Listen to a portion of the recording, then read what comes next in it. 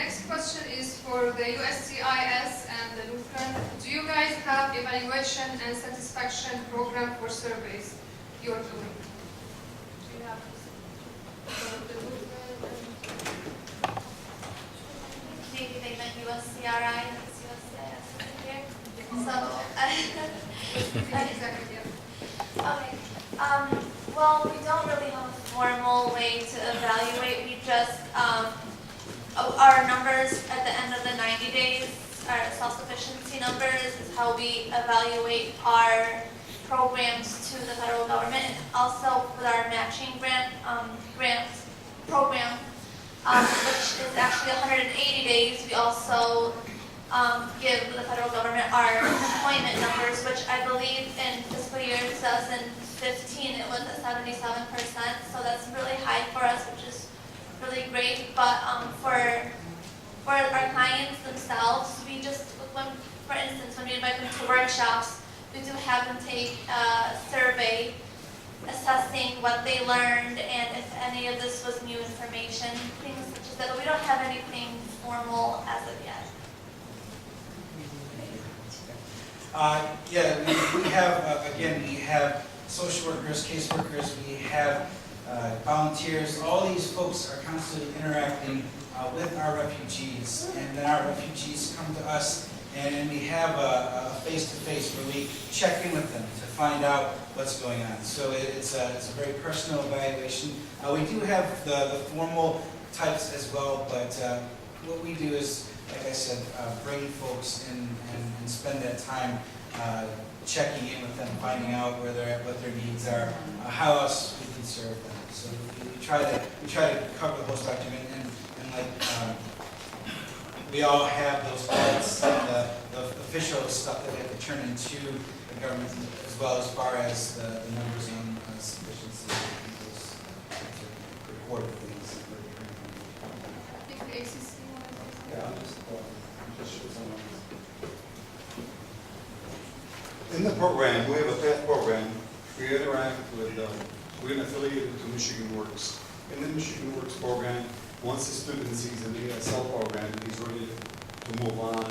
There's a screening and a survey and different other phases and different steps that the student has to fill out with the caseworker, with the ACC caseworker that he can actually add the information into the ACC form, and that gets sent directly to a list of statistics based on where the student is at and what's his credential level is. I just want to go back to the previous question about advocacy. I was trying to raise my hand multiple times, but we do have a community outreach, and we are putting up a plan. Basically, what we're trying to do is a organized resettlement program, and we're actually working with the city of Detroit. And I have been able to reach the CEO of Beaumont. I'm working with Henry Ford as well. So what we're trying to do is get information from the community to see if they have enough infrastructure to support 30,000 more Syrian refugees. So that is our goal, that eventually we want more Syrian refugees to come and settle here. So if you would like to join our community outreach program, that would be, great, because as Russia was also pretty, who has been actually leading this committee as well. We did meet with Jay Johnson, who is the head of the Homeland Security. So we are definitely working, and our goal is to, advocate to bring in more Syrian refugees. Because right now, initially we were all over the place, but now I think we have such organized resettlement program, which will actually be beneficial for, our city of Detroit, as well as Pontiac. Those are the places that we aim to resettle and revamp, our economy by bringing more Syrian refugees. So this is, we have been putting up a plan, and that hoping to get more support. So definitely, if you join our committee, that would be great. I have a question for you, please. I'm just going to read the question to Sarn from Mr. Nivat Safar. For how long you provide health access to Syrian refugees? Till they are completely self-sufficient. So far, I don't think we have had We have had so many families, at least 70% of them are working, but then again, remember, even if they're working, they're not completely self-sufficient. So we are not going to let them go until they're completely self-sufficient. So far, I think we've been helping all of them. I would like to state that question to Dr. Rabi. He's probably seen some of these refugees. Would you like to answer that? The question was for how long you provide services. What's the start? Answer for that. Well, after the initial screening exam, most of them, they come to us, they prefer to stay with us. So they get state Medicaid, and we can see them as regular patients in our clinic. Some of them, I would say minority of them, the application takes longer and they get only emergency Medicaid or no insurance. And this is really tough because some of them have a lot of problems and they don't know what to do. But most of them, I would say 80% they get state Medicaid within 1 month on the max. Okay, thank you. On this note, I would like to invite Ms. Rita Golden. If you would like to come and say a few words about this service you can provide. I'm Rita Golden, and I work for Oakland Integrated Healthcare Network. And we have clinics in Pontiac. We service anybody that can come to our clinics, and we provide medical assistance for people who don't have insurance or are underinsured to come and see the doctor. So I can also help them get enrolled in Medicaid, and they also can get enrolled to something that's called sliding fee. So if the family qualifies, and depending on the size of the family, they can come and see, and their income. So they can come and see the doctors for as little as $15. Do you provide dental service? Yes, we do.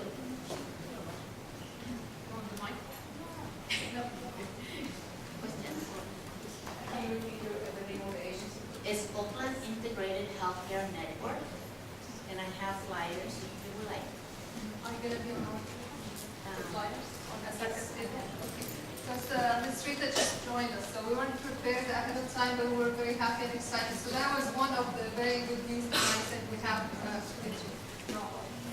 Well, I read it in the newspaper today, and I thought it was kind of short order for the newspaper to do that. I haven't read it before, that you were going to have this meeting, and our agency would like to help. Thank you.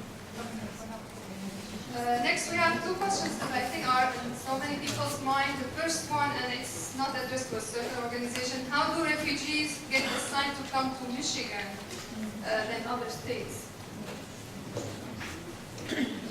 So I mentioned earlier that on a weekly basis, a representative of the State Department, along with representatives of the 9 voluntary organizations, the national organizations that resettle refugees, meet, and they go through the stack of cases that have been approved. And I attended one of those meetings, and I can tell you it's a very interesting meeting to be at. No names, no specific identification is there except case numbers and minor biographic information or demographic information, and a little bit about their health issues. Actually, quite a bit about their health issues, especially if they have disabilities or major health issues.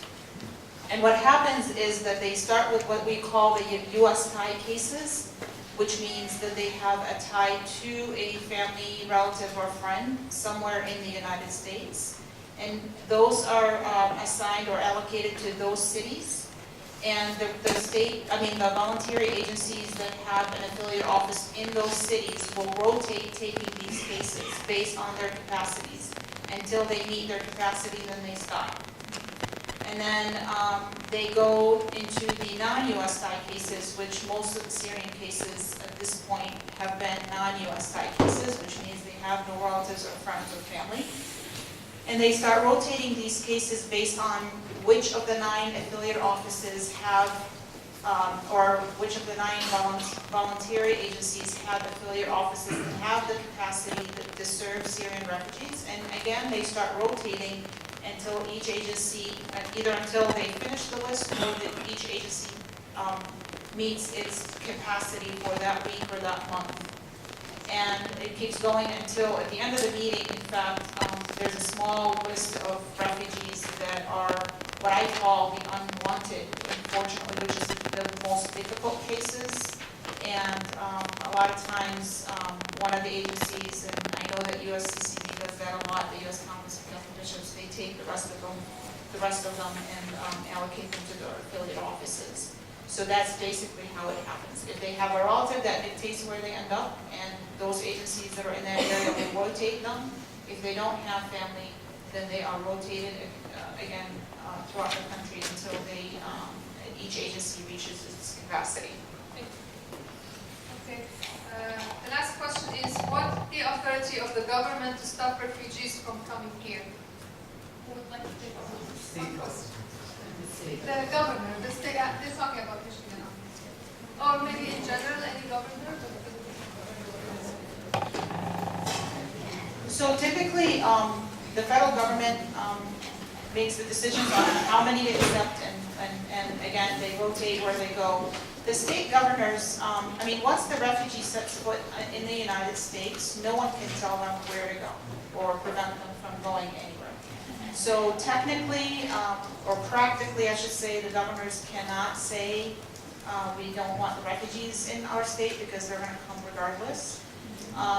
The other issue is funding. So a lot of the state, the federal funding that is used to help refugees, such as the food assistance, cash assistance, and medical assistance, as well as funding for specific programs to serve refugees, are channeled through the state. That's the area where the state government may have a say, and that's what may prevent programming or services for refugees in those states, or the actual cash, disbursement of cash assistance, food assistance, and medical assistance. And that's been very debatable and very misunderstood by a lot of people and by governors themselves. They've had to go through a really interesting learning experience to understand what their jurisdiction is and what they can and cannot prevent. I don't know if anyone else wants to. To kind of take it to the next level, to local level, I was at the West Bloomfield board meeting, so thank you for being a kinder crowd. It's always interesting being heckled. But one of the reasons why I was there on behalf of LSSM was to let folks at that meeting know that when we do resettlement, we work with the communities, we work with community leaders, we work with community organizations. We all just met recently too with the City of Detroit, the mayor's office with his refugee staff. And so one of the things that we do is in these partnerships, in these conversations, we had to find where best we can resettle folks, where it will be welcoming for them. Also, we have to look at housing. And so with West Bloomfield, one of the things that I spoke about with the folks who gathered at that meeting was the fact that housing for refugees there wasn't in the range of affordability for them. So resettlement conversations from LSSM anyway aren't happening with that community. And so that's again the reality of the situation on a local level for resettlement. We resettle in areas that best suit our refugees. So I just wanted to speak to that from more of a local level as well. So. I just wanted to also just speak about the governor. He has clarified several times his initial statement that he made at the beginning of November. And I think it's really important to note that no Syrian refugees have been turned away from Michigan, that all of them have come, including on the night after his statement, we were receiving a family of 7 in Grand Rapids, and we were quite concerned because it was that initial statement that was misunderstood, and so we contacted his office and spoke with them, and they said, oh yes, please welcome them, please welcome the family, because we didn't want to do anything underhanded from what he was saying.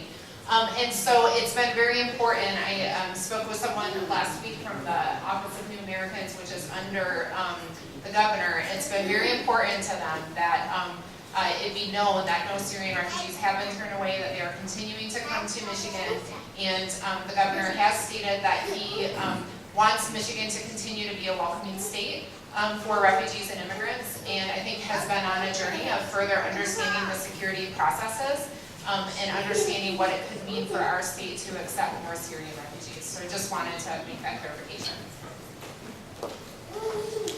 I think we should add as a guy that the governor's office reached out to us a few times by phone call, and they were specifically asking us about how we feel about the Syrian refugee status, and then to explain about the governor's stand and statement. So again, just to clarify, we do all understand that we want to make sure that anyone who comes here is a good person and safe to let them enter the country. Nobody is against that idea. So we have one last happy announcement from Mr. Can I say the name? From Mr. Kemal Shkayeb. He has 2 homes in Royal Oak and Madison Heights, free for 2 families for 3 months. So I guess.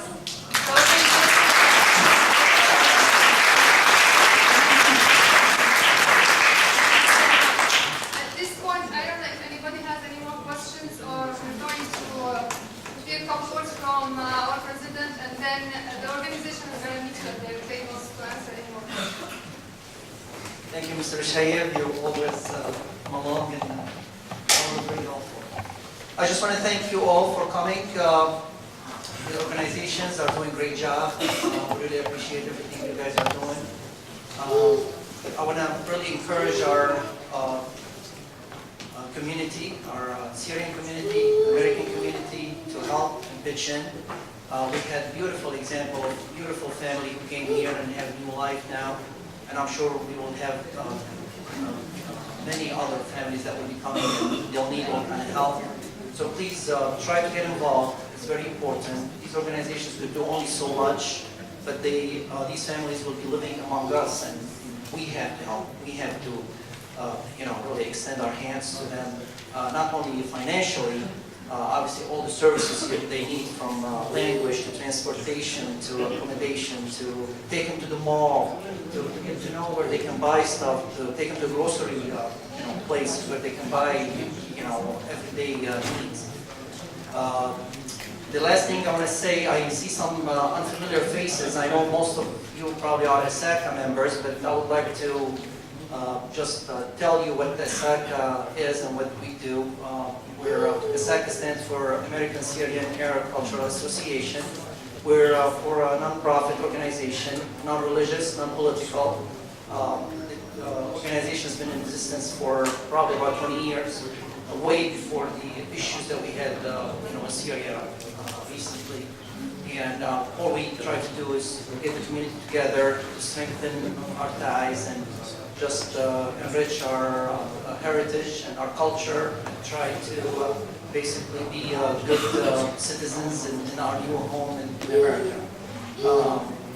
We have website, we have Facebook page. I encourage all of you to please join us, be members in our organization, like us on Facebook. And also we have sheets, the volunteers, they have them.